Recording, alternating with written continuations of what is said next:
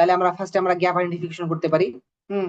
তারপরে আমাদের গ্যাপটার পার্সপেক্টিভে যে অবজেক্টিভ বা রিসার্চ কোশ্চেনটা সেটা আমরা ডিজাইন করতে পারি, অবজেক্টিভটাকে সেট করতে পারি। হ্যাঁ, যে এই আমরা সাধারণত কি একটা বা দুইটা বা তিনটা অবজেক্টিভস কে ফুলফিল করার জন্য রিসার্চটা করি। ওকে। এবং হাইপোথিসিস আমরা ভেবে নেই যে এই কাজটা করলে এই আউটকামটা আসতে পারে, এতটুকু আমরা মোটামুটি প্রিভিয়াস পেপার বা রিলেভেন্ট যে ডাটা আছে, যা লিটারেচার আছে, এটা দেখে মোটামুটি আমরা হাইপোথেটিক্যালি ডিজাইন করে ফেলতে পারি। যে এই ধরেন যে আমি যদি বলি যে আমাদের সোশ্যাল সোশ্যাল যে আমরা কি বলে সোশ্যাল মিডিয়া যে ইউজ করি এগুলোর ইম্প্যাক্ট কি, আমাদের ডেইলি লাইফে ইম্প্যাক্ট কি, আমরা কিন্তু ধরে নেই যে এগুলোর কিছু পজিটিভ ইম্প্যাক্ট আছে, আবার কিছু নেগেটিভ ইম্প্যাক্ট আছে। আপনি যদি ধরে নেন যে আমাদের অবজেক্টিভস কি, আমরা এটাকে দেখাইতে যাচ্ছি যে আমার এইটার ফলে সোশ্যাল মিডিয়া ইউজের ফলে আমাদের কি, আমাদের স্টুডেন্টদের কি হয়ে যাচ্ছে, আমাদের রেজাল্ট খারাপ হয়ে যাচ্ছে বা পড়াশোনার প্রতি তারা মনোযোগী হচ্ছে না। ওকে।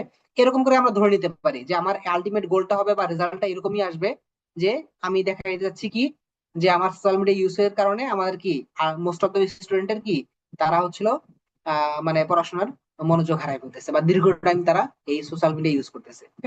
দেন আমি কি করতে পারি, মেথোডোলজি ডিজাইন করতে পারি যে কিভাবে আমি কাজটা করব, কিভাবে ডাটা কালেকশন করবো, কাদের ডাটা কালেকশন করবো, স্টুডেন্টের ডাটা কালেকশন করবো, না আমি একেবারে বাচ্চা কাচ্চা ডাটা কালেকশন করবো, বা কোন ধরনের ওয়েতে আমি ডাটা কালেকশন করবো। হ্যাঁ, আমি ধরেন যে ফেস টু ফেস গিয়ে ডাটা কালেকশন করবো, না আমি কোনো অনলাইন বেস সার্ভে করবো। ওকে।